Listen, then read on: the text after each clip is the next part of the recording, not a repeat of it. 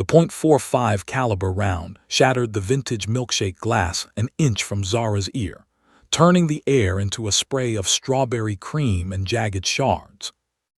Zara didn't even have time to scream before the concussive force of the shot threw her backward. Her boots slipped on the wet linoleum, and she collapsed behind the counter, her yellow uniform tearing against the metal shelving.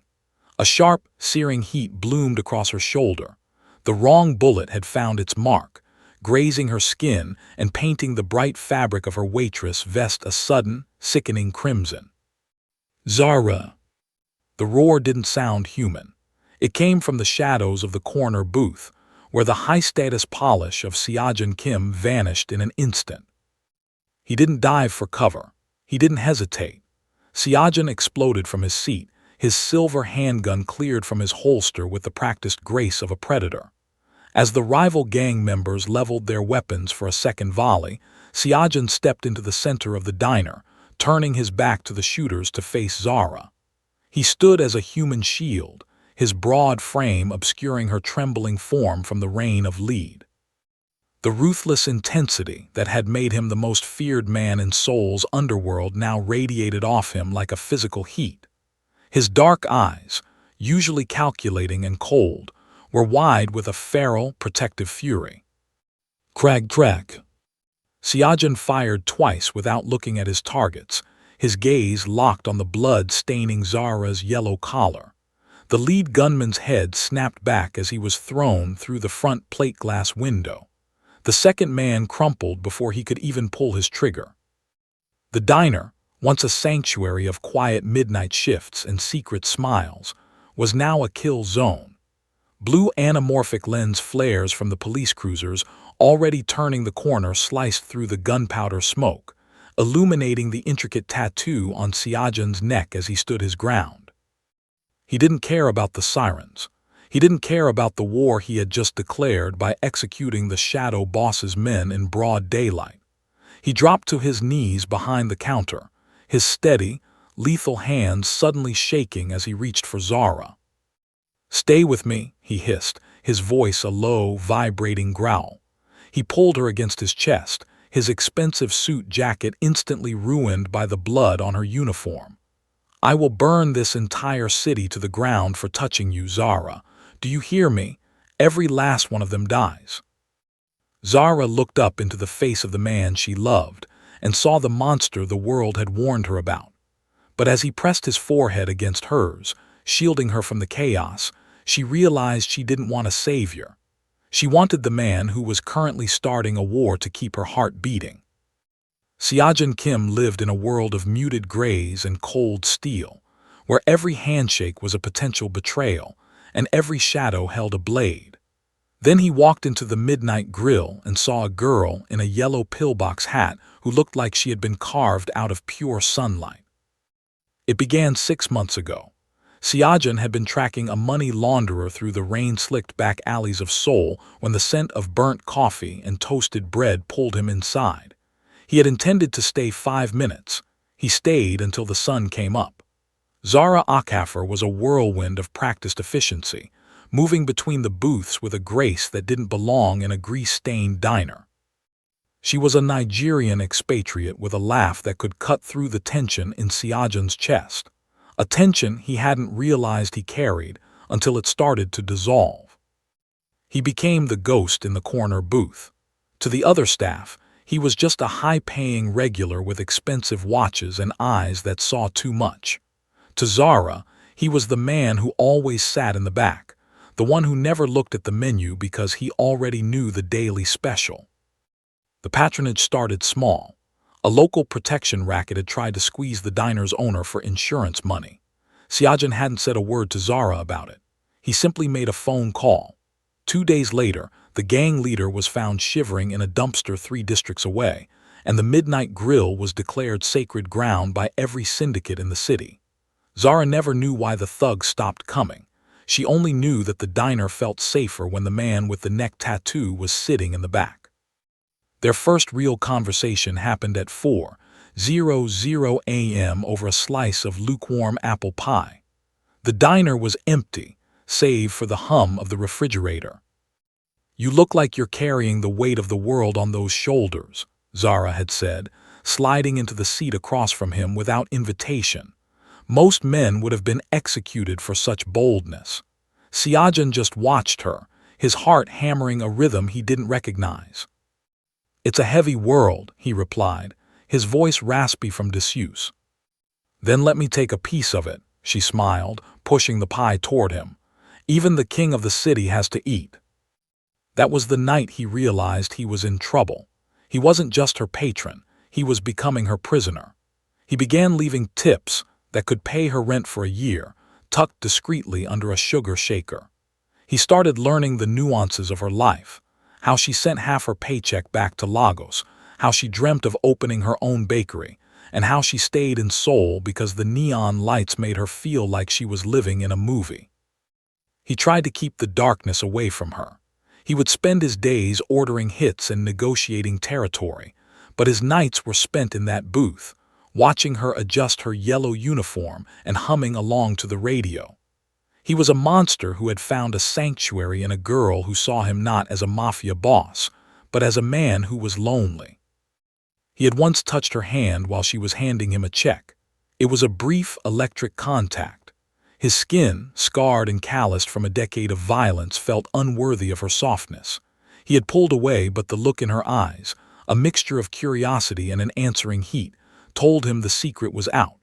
They were two worlds colliding, a ruthless predator and a vibrant soul, bonded by the quiet hours of the morning. He had promised himself he would keep his world separate from hers. He had convinced himself that as long as he sat in the shadows, the light wouldn't burn out. But as he sat in that same booth months later, watching the door swing open to reveal the men who had come to kill him, Seojun realized his greatest sin wasn't his violence. It was the selfish hope that he could love her without the blood on his hands ever touching her yellow uniform. The air in the diner had turned to static the moment the lead gunman's finger tightened on the trigger. In the high-velocity blur of the next 3 seconds, Seojun's world fractured. He saw the trajectory before the hammer even dropped. The muzzle wasn't aimed at his heart, but slightly to the left, toward the stainless steel coffee urn where Zara was reaching for a mug. The crack of the $45 was a physical blow, a violent intrusion into the only peaceful space Seojun had left. He moved with a desperate, lunging speed, his hand clawing for the silver handgun at his hip, but he was a heartbeat too slow to stop the initial chaos. The bullet didn't strike Seojun. It punched through a glass display case, sending shards of crystallized sugar and apple tart flying like shrapnel, before ricocheting off the metal counter and slicing through the air. Zara didn't scream at first. She simply gasped, a small, hollow sound as the lead grazed the delicate skin of her shoulder. The force spun her around, her yellow and white uniform blooming with a sudden, wet heat.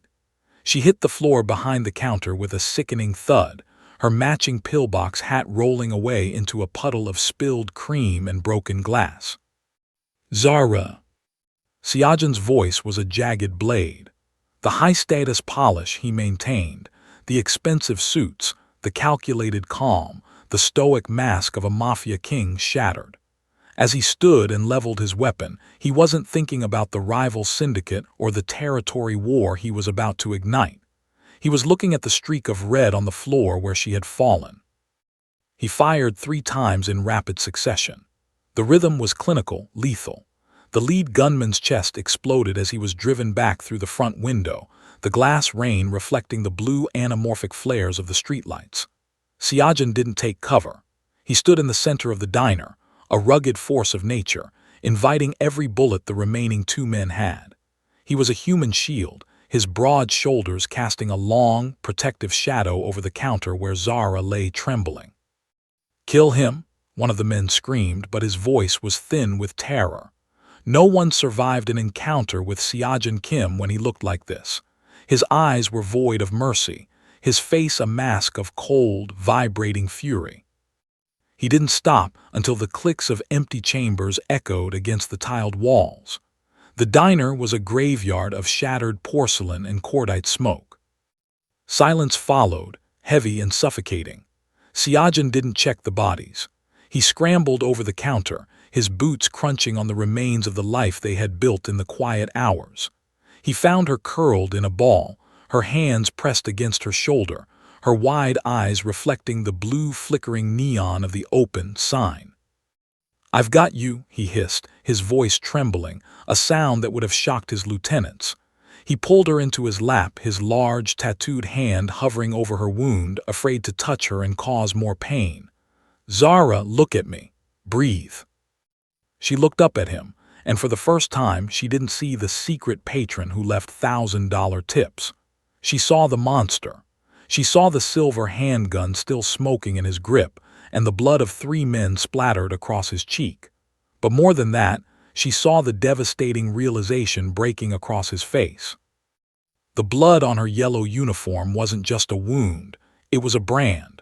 By sitting in her booth every night, by letting her take a piece of his heavy world, he had painted a target on her back. His presence wasn't her protection, it was her death sentence. The wrong bullet hadn't been an accident. It was a message from the underworld that nothing Seojun loved was sacred. He pulled her closer, burying his face in the crook of her neck as the first sirens wailed in the distance. He had spent months trying to keep the darkness away from her, but as he felt her blood soaking into his skin, he knew the truth. The only way to keep her safe was to become the very nightmare his enemies feared most. The air in the private medical wing didn't smell like the diner. There was no scent of toasted rye or old grease, only the sterile, sharp bite of antiseptic and the heavy, metallic tang of blood that still clung to the back of Zara's throat. She drifted in the hazy space between consciousness and the dark, her shoulder thumping with a rhythmic, dull heat. Every time she closed her eyes, she heard the shatter of the milkshake glass again, a sound like a crystal bone breaking. When she finally forced her eyelids open, the room was bathed in a deep, cinematic indigo. Huge floor-to-ceiling windows looked out over the Seoul skyline, the city a blurred bokeh of amber lights and rain-slicked glass. She wasn't in her cramped apartment in Itaewon. She was in a fortress. "Don't move," a voice commanded. It was low, raspy, and dangerously close. Zara turned her head slowly. Seojun was sitting in a chair pulled flush against her bedside. He had stripped off his suit jacket and tie, his white dress shirt unbuttoned at the collar and rolled up at the sleeves to reveal forearms corded with tension. In the dim light, the high-status polish was completely gone. He looked like a man who had spent the last 4 hours counting her heartbeats. As he leaned forward to check the IV line, the movement brought him into the halo of the bedside lamp. Zara's breath caught. From this distance, the intricate black ink on his neck wasn't just a badge of danger. It was a map of a life she couldn't comprehend. The tattoos crawled from beneath his collar, twisting like dark vines toward his jawline, sharp, jagged patterns that seemed to pulse with the vein in his neck. They were beautiful and terrifying, a permanent warning that he belonged to the shadows. He noticed her staring, his dark eyes meeting hers with an intensity that made her pulse flutter. He reached out, his hand hovering over her face before his thumb settled against her lower lip, tracing the line where she had bitten it in fear. "The doctors cleaned the wound," he whispered, his thumb trembling slightly against her skin. "The bullet only took the surface, but you're staying here. You aren't going back to that diner, Zara. Not ever." Zara looked down at the bedside table. Her yellow and white uniform had been folded neatly into a small pile, but it was unrecognizable. The bright, cheerful fabric was stiff with dried, dark stains. The crimson carnation had spread until the yellow was almost entirely eclipsed. It looked like a flag from a war she had never asked to fight. "My life is there, Seojun," she managed to say, her voice cracking. "My job, my friends, I'm just a waitress." Seojun leaned closer, his shadow falling over her like a heavy velvet cloak. The scent of him, expensive cologne and the faint, lingering ozone of gunpowder, filled her senses. He placed his hand on the pillow next to her head, his face inches from hers. The light caught the silver of the handgun he had placed on the nightstand, a cold reminder of the man he was. "You were a waitress," he corrected, his voice dropping to a growl that felt like a caress. Now, you are the reason I am going to dismantle every family in this city. They thought they could hurt me by touching you. They were wrong. They only gave me a reason to stop holding back." He leaned in until his forehead rested against hers. Just as he had in the chaos of the diner, Zara closed her eyes, feeling the heat radiating from him. She should have been terrified of the ink on his skin and the cold metal on the table, but as his hand moved to cover hers, she felt a terrifying surge of safety. The wrong bullet had stripped away the lie of their quiet midnight coffee dates. She looked at the blood on the yellow uniform one last time before Seojun reached over and turned off the light, plunging them into the protective dark. The waitress was gone. Only the woman remained, held fast in the grip of a monster who would burn the world to keep her warm. The mahogany table in the center of the underground vault was large enough to seat 12, but only 4 men occupied the heavy leather chairs. The air was thick with the scent of aged scotch and the unspoken scent of a funeral. These were the heads of the great families, men who divided Seoul like a banquet roast. They had come expecting an apology for the 3 bodies left cooling on the linoleum of a cheap diner. Instead, they found Seojun Kim. Seojun stood at the head of the table, his silhouette framed by the harsh, industrial lighting that made the silver handgun tucked into his waistband gleam like a warning. He hadn't slept. The high-status polish of his usual silk ties had been replaced by a black tactical turtleneck that highlighted the aggressive, swirling ink of the tattoos on his neck. He looked less like a businessman and more like a god of ruin. "You called this meeting to discuss reparations," Seojun began, his voice a low, terrifying vibration that seemed to rattle the crystal glasses on the table. He didn't sit. To sit was to negotiate, and Seojun was done with diplomacy. "3 of the Shadow Boss's men are dead, Seojun," the eldest man, Park, grunted, leaning forward into the light. "Over a waitress. You've broken the peace for a girl who doesn't even have a Korean surname. Pay the blood price and we can forget this lapse in judgment." The silence that followed was suffocating. Seojun walked to the table, leaning his palms against the wood and staring directly into Park's eyes. The ruthless intensity that had been a rumor to these men was now a physical weight in the room. "The blood price has already been paid," Seojun hissed, his voice dropping to a whisper that carried further than a shout. "It was paid when your boys let a stray round touch her skin. You think she is a waitress. You think she is a nobody," he laughed, a short, humorless sound that sent a chill down the spine of the youngest boss at the table. "She is the only reason I haven't burned your ports to the ground. She was the only thing keeping me civilized." He reached into his pocket and slammed a heavy, blood-stained yellow pillbox hat onto the center of the mahogany table. The vibrant fabric, now stiff and ruined, looked like a severed head in the middle of their luxury. "The Midnight Grill is no longer a diner," Seojun declared, his gaze sweeping the room like a scythe. "As of this moment, it is sacred ground. If a single one of your soldiers so much as breathes on the glass of that front window, I will hunt every member of your bloodline. I will not stop at your soldiers. I will not stop at your assets. I will dismantle the very foundations of your names." "You're declaring war," the Shadow Boss's representative stammered, his hand shaking as he reached for his drink. "For a woman." "No," Seojun corrected, straightening his back and adjusting the silver gun at his hip. "I'm declaring the end of the rules. You wanted to see what happens when the king loses his crown and becomes a soldier again. You're about to find out." He turned on his heel, his heavy boots echoing against the stone floor. He didn't wait for their response.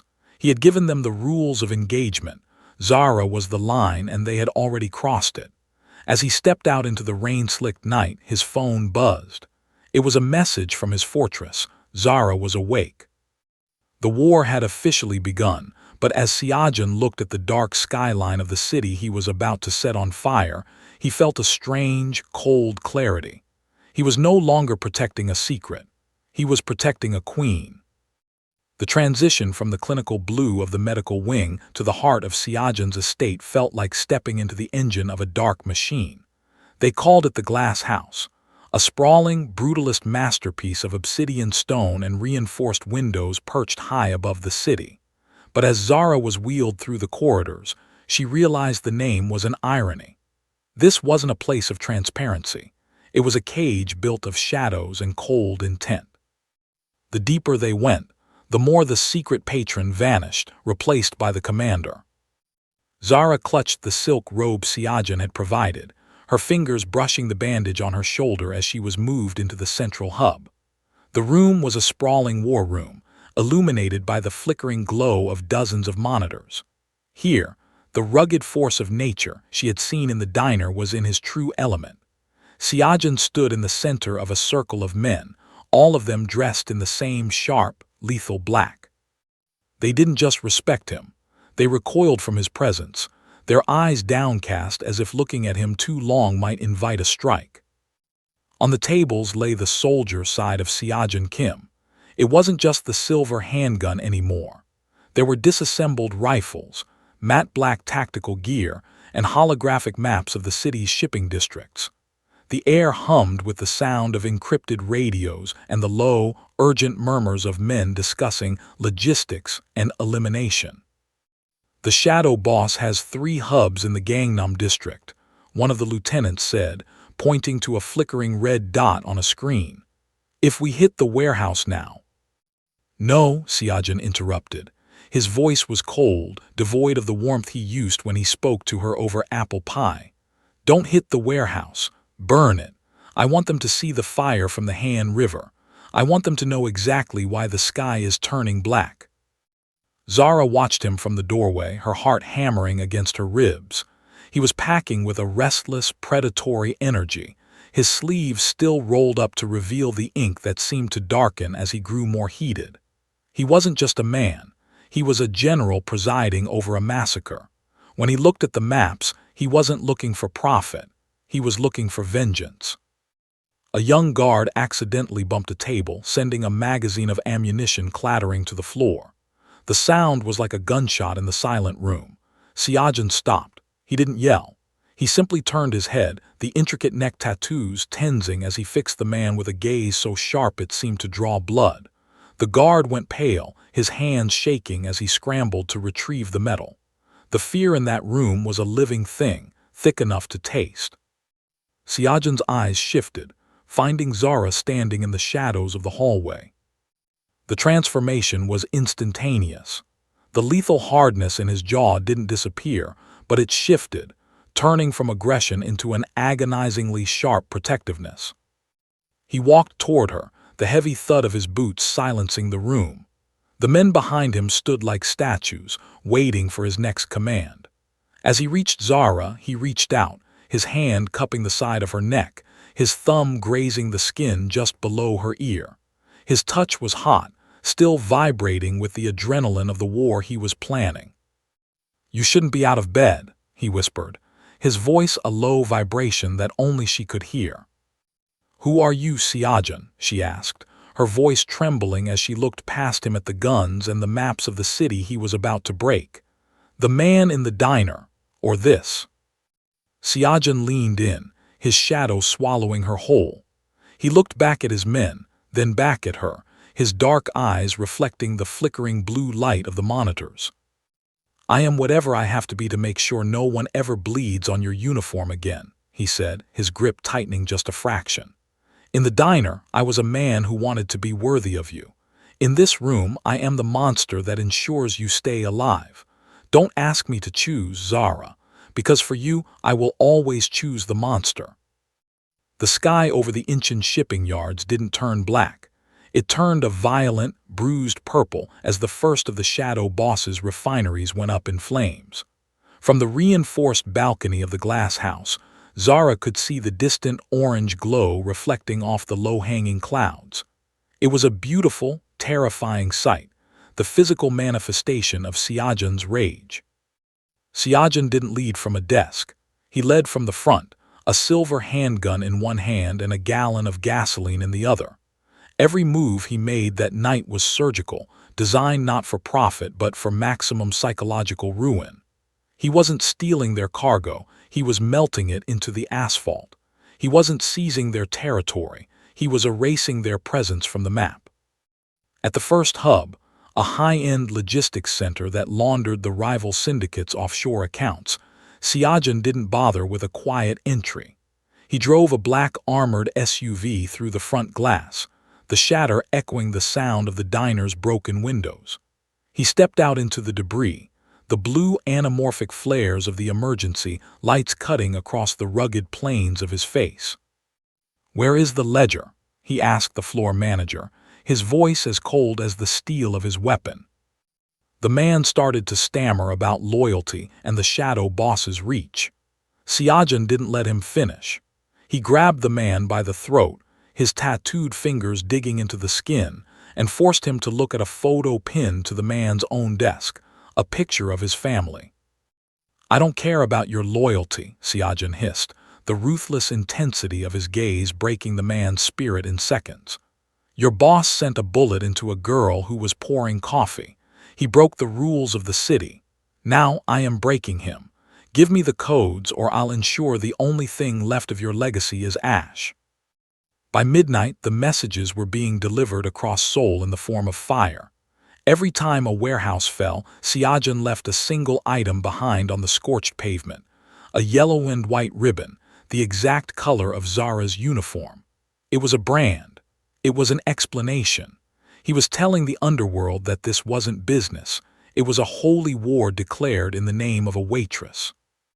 In the second strike, a luxury car dealership used for smuggling, Seojun stood amidst millions of dollars of burning Italian leather and chrome. He watched the flames lick the ceiling, his silhouette a dark, immovable pillar against the inferno. His lieutenants moved around him like ghosts, executing his commands with a terrifying, silent efficiency. They were no longer just mobsters, they were the instruments of his obsession. "Sir, the shadow boss is calling for a truce," a guard reported, holding out a vibrating phone. Seojun took the phone, looked at the screen for a heartbeat, and then dropped it into the burning wreckage of a Ferrari. He didn't want a truce. He didn't want a seat at the table. He wanted the man who ordered the hit on the diner to feel the same cold, paralyzing fear that Zara had felt when she hit the floor. He returned to the glass house as the sun began to bleed over the horizon, his clothes smelling of smoke and expensive chemicals. He didn't go to his room to clean the soot from his hands. He went straight to the war room, where Zara was sitting, wrapped in a blanket, watching the news reports of unexplained industrial fires across the city. He stood in the doorway, the soot on his face making the white of his eyes look predatory. He looked at her shoulder, checking for any sign of fresh blood, his chest heaving with the remnants of his adrenaline. "Is it done?" she asked softly, her voice trembling as she saw the monster in full bloom. "It's just beginning," Seojun replied, walking toward her, his heavy boots leaving faint, ashen prints on the pristine floor. "They touched you, Zara. Now I burn everything until there is nowhere left for them to hide." The smell of smoke followed him like a shadow. It was in his hair, his skin, and the fibers of the expensive black shirt he had ruined tonight. Seojun found Zara in the library, a room of towering mahogany shelves that felt more like a sanctuary than a war room. She was standing by the window, her silhouette framed by the flickering orange glow of the city below. The bandage on her shoulder was a stark, white contrast against her dark skin, a constant reminder of the day his two worlds collided. "They say 3 more warehouses burned tonight," Zara said, her voice barely a whisper. She didn't turn around. "They say the hospitals are filling up with men who were just doing their jobs, men who have wives, Seojun, mothers, people who wait for them to come home, just like I used to wait for you." Seojun stopped in the center of the room. The ruthless intensity that had propelled him through the night flickered but didn't die. He didn't offer an excuse. He didn't speak of business or territory. To do so would be to lie to the only person who saw him clearly.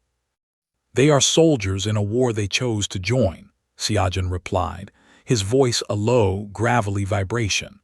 "They chose a side that thinks it is acceptable to fire into a crowd of innocents to send a message. I am simply delivering the reply." Zara finally turned, her wide eyes bright with a mixture of grief and fear. She looked at his hands. The same hands that had held her so gently in the medical wing were now stained with the soot of a dozen fires. When does it end? You're tearing the city apart. This isn't the man I fell for in the diner. That man was quiet. He was kind. He didn't have the blood of half of Seoul on his conscience. Seojun took a step toward her, his heavy boots silent on the plush carpet. The intricate neck tattoos seemed to pulse in the low light, a visual mark of the underworld that had finally reclaimed him. He reached out, his fingers hovering inches from her face before he pulled back, as if realizing his hands were too dirty to touch her. "The man in the diner was a lie I told myself," he said, his jaw tightening. "He was a dream I had while I was awake. I wanted to be him for you. I wanted to believe that I could sit in that yellow booth and be ordinary. But the world doesn't let men like me be ordinary, Zara. The moment they saw you as my weakness, they ended that man's life." "But this," Zara gestured toward the window, toward the burning skyline, "this is becoming a massacre. You're becoming a monster, Seojun." Seojun stepped into her space, his presence overwhelming the room. He leaned down, forcing her to look into the cold, dark depths of his eyes, eyes that had seen the worst of humanity and decided to master it. He took her hands in his, ignoring the soot he left on her skin. "Then let me be a monster," he hissed, the raw honesty of his words cutting through the air like a blade. "I have spent my life making choices between the lesser of two evils. But when I saw you fall behind that counter, when I saw your blood on that yellow uniform, the choice became simple." He pressed his forehead against hers, his breath hot against her lips. "I would rather be a monster for you than lose you to a saint. A saint would pray for your soul while they buried you. A monster will keep you breathing. I will burn every street, every building, and every soul in this city if it means I get to walk you home one more time. That is my choice, Zara. Now you have to make yours." He pulled away, leaving her standing in the cold shadow of his obsession. The silver handgun on his hip caught the light, a silent testament to the war that wouldn't end until there was nothing left to burn. The thunder didn't come from the sky. It came from the front gates of the glass house. The shadow boss had realized that Seojun Kim couldn't be defeated in the streets, so he brought the war to his doorstep. A convoy of armored trucks smashed through the perimeter, their headlights cutting through the rain-slicked darkness like the eyes of hungry predators. Within seconds, the fortress was under siege. The air filled with the rhythmic thud-thud-thud of high-caliber rounds, shattering the reinforced glass that gave the estate its name. Seojun didn't panic. He moved with a cold, kinetic grace that was terrifying to behold. He found Zara in the central gallery, the blue anamorphic flares of the attacker's spotlights sweeping across her terrified face. "Get behind me," he commanded, his voice a low snarl that brooked no argument. He didn't wait for her to comply. He grabbed her waist, hauling her behind a structural pillar of obsidian stone just as a hail of lead turned the priceless art on the walls into confetti. Seojun leaned out, his silver handgun barking in a steady, lethal rhythm. Every time he pulled the trigger, a shadow in the courtyard stopped moving. He was a rugged force of nature, his ruthless intensity fueled by the knowledge that Zara was inches away, her breath hot and shallow against the small of his back. "They're coming through the north hall," a voice crackled over Seojun's radio. "Let them come," Seojun hissed into the mic. "None of them leave this house alive." The breach happened moments later. The heavy oak doors at the end of the gallery exploded inward.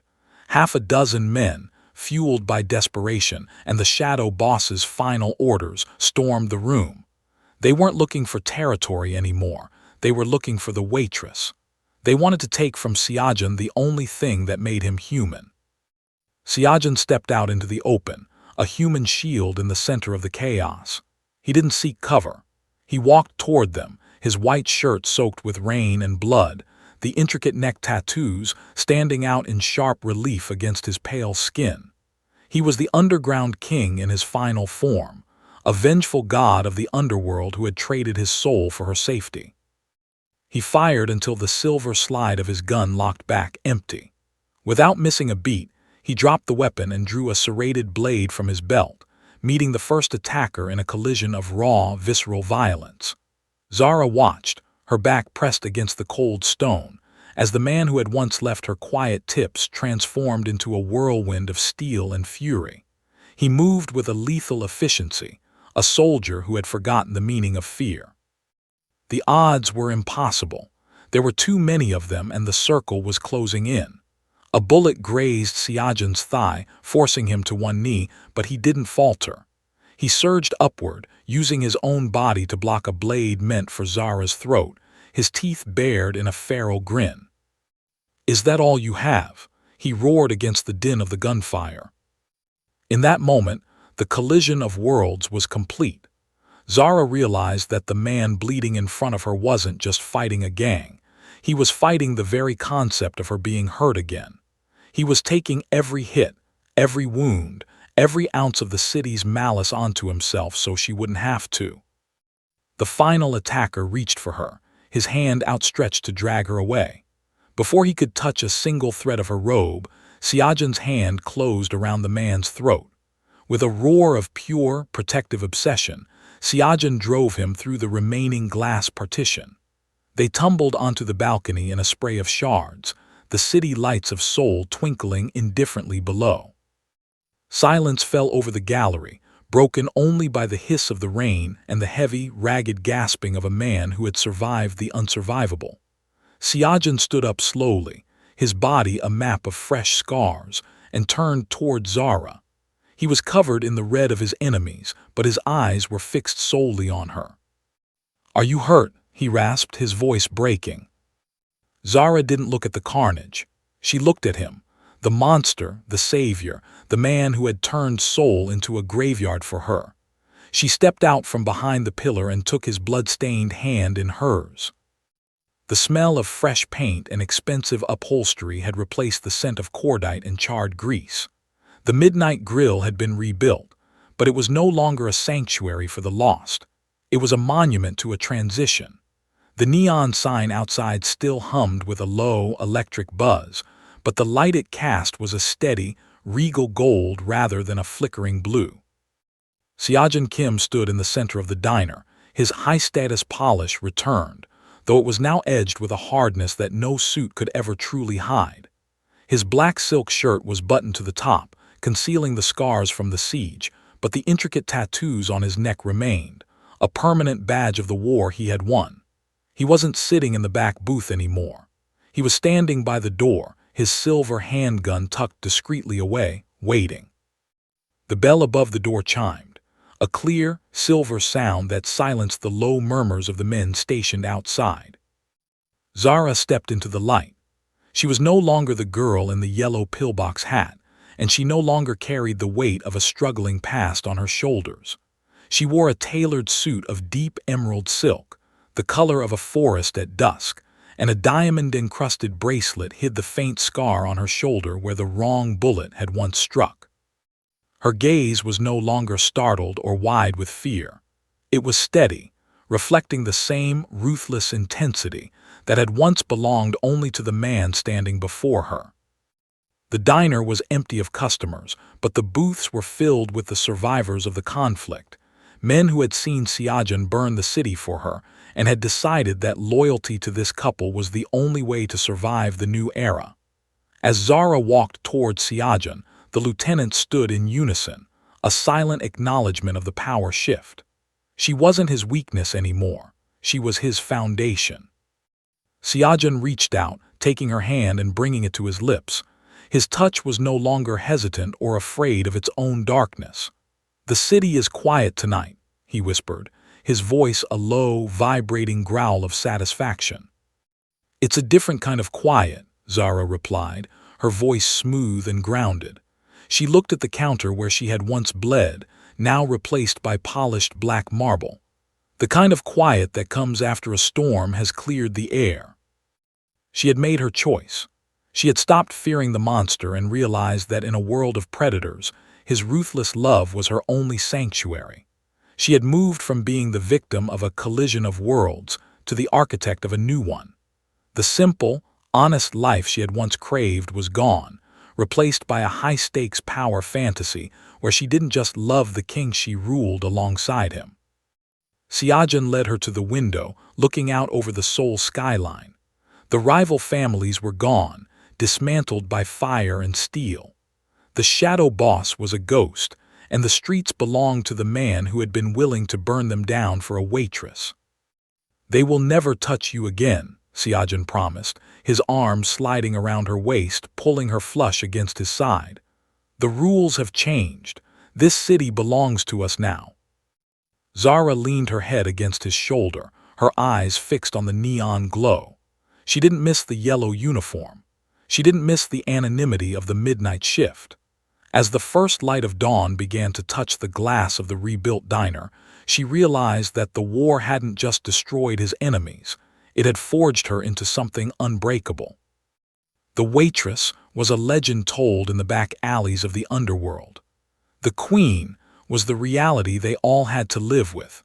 Together, they stood in the quiet of their new empire, a rugged force of nature and his vibrant equal, ready to rule the city that had tried to tear them apart.